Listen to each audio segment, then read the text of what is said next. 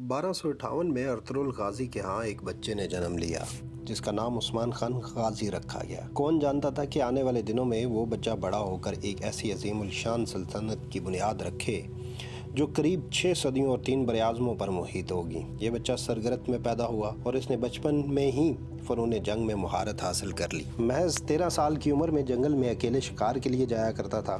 وہ بے پناہ صلاحیتوں کا مالک تھا۔ اس کی بہادری اور دلیری کے قصے دور دراز علاقوں تک پھیلے ہوئے تھے، جس کی وجہ سے یہ بچہ دل عزیز ہوتا چلا گیا۔ جہاں دن بدن اس کے چاہنے والوں کی تعداد میں اضافہ ہوتا جا رہا تھا، وہیں اس کے خاندان اور دیگر قبائل میں دشمن بھی پیدا ہوتے جا رہے تھے۔ جب جوانی کو پہنچے تو بہادری کے کارنامے دور دراز علاقوں تک پہنچ چکے تھے۔ ان کی پہلی شادی 22 سال کی عمر میں 1280 میں غیاث الدین کے خسرو، جو کہ کونیا کا سلطان تھا، کی بیٹی مال خاتون سے ہوئی، جو ان کی اکلوتی بیٹی تھی۔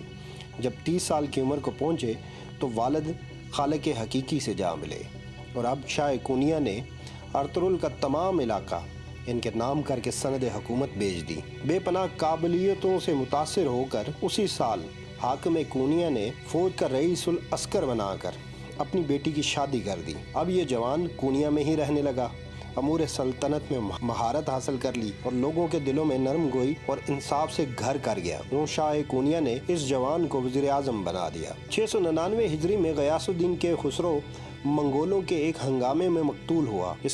اس کا کوئی بیٹا نہ تھا، صرف ایک لڑکی تھی جو عثمان خان غازی کے نکاح میں تھی۔ لہٰذا اراکین سلطنت نے متفقہ طور پر اس نوجوان کو کونیا کی سلطنت کے تخت پر بٹھا کر اپنا بادشاہ تسلیم کر لیا، اور یوں اسرائیل بن سلجوق جو سلطنت سن 470 ہجری میں قائم کی تھی، وہ 699 ہجری بمطابق 1299 میں ختم ہو کر سلطنت عثمانیہ میں بدل گئی۔ عثمان کی پہلی شادی میں سے ارحان غازی پیدا ہوئے، جنہوں نے آگے اپنے دادا اور والد کے نقش قدم پر چل کر فتوحات کا سلسلہ برقرار رکھا اور سلطنت کو مزید مستحکم کیا۔ جبکہ دوسری شادی شیخ ادابالی کی بیٹی رابعہ بالا خاتون سے ہوئی، جس میں سے ایک بیٹا جن کا نام علاء الدین تھا پیدا ہوئے۔ ان کے اس بیٹے کے متعلق تمام تر تحقیق کے باوجود زیادہ معلومات نہ مل سکیں۔ بس اتنا ہی معلوم ہو سکا کہ وہ ایک مقامی فتنے کے خاتمے کے دوران دشمنان عثمان کے ہاتھوں 40 سال کی عمر میں جام شہادت پا گئے۔ تاریخ کی کتابوں میں ایک اور قصہ جو خواب عثمان کے نام سے جانا جاتا ہے، اس خواب کے متعلق بھی دلچسپ معلومات ملی، جو کہ خواب عثمان کے نام سے درج اور مشہور ہے۔ عثمان جب لڑکپن میں تھا تو اس وقت کے ایک مشہور ترک عالم اور پر اثر صوفی شیخ ادابالی ہوا کرتے تھے۔ جناب شیخ ارطغرل کے دوست تھے اور دینی معاملات میں اکثر وہ بیشتر ارطغرل غازی کی رہنمائی کرتے رہتے تھے۔ عثمان کی دینی تربیت میں انہی محترم شیخ کا ہاتھ تھا۔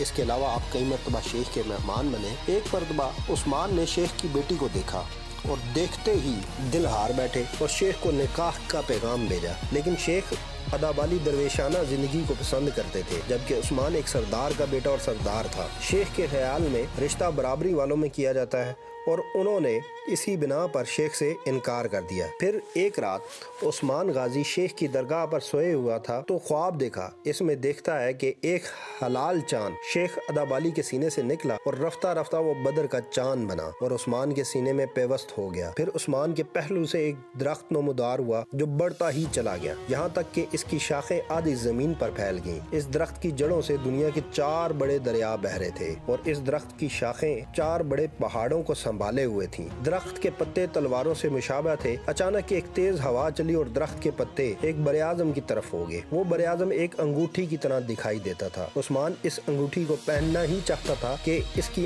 آنکھ کھل گئی۔ آپ نے جب خواب شیخ کو بیان کیا تو خواب سننے کے بعد شیخ صاحب نے اپنی بیٹی کا نکاح عثمان سے کر دیا۔ عثمان کی مہم جوئی کی ابتدا۔ ارطغرل نے سلطنت سلجوقیہ کے تفرق و انتشار کے باوجود کبھی خود مختاری کا دعویٰ نہیں کیا اور سلطان کونیا کے وفادار کی حیثیت سے زندگی گزار دی۔ عثمان غازی بھی اپنے والد کے نقش قدم پر چلتے ہوئے اپنی فتوحات سے سلطان کی شان و شوکت کو ایک حد تک محفوظ رکھا۔ یہ وہ زمانہ تھا جب سلجوقیہ سلطنت دم توڑ رہی تھی اور ایشیائے کوچک میں بدامنی پھیلی ہوئی تھی۔ سلجوقی عمران نے سلطنت کی کمزوری سے فائدہ اٹھا کر متعدد خود سر حکومتیں قائم کر لی تھیں۔ عثمان کی پہلی بڑی فتح قراجہ حصار قلعہ۔ عثمان کے تخت نشینی کے وقت کونیا کی سلطنت کی بہت کمزور حالت تھی۔ ایک طرف رومیوں نے تہ بتہ حملے کیے ہوئے تھے، دوسری طرف منگول حملہ آور تھے۔ اس کمزور اور برائے نام سلطنت کا قریب ہی مٹ جانا تھا، لیکن عثمان کے تخت نشین ہوتے ہی اس بے جان سلطنت میں جان پڑنا شروع ہوئی، جس کا سب سے بڑا راز یہ تھا کہ عثمان خان کے ساتھ اراکین سلطنت اور فوج کے سپاہی و رعایا سب اس کے حسن سلوک سے خوش اور محبوب تھے۔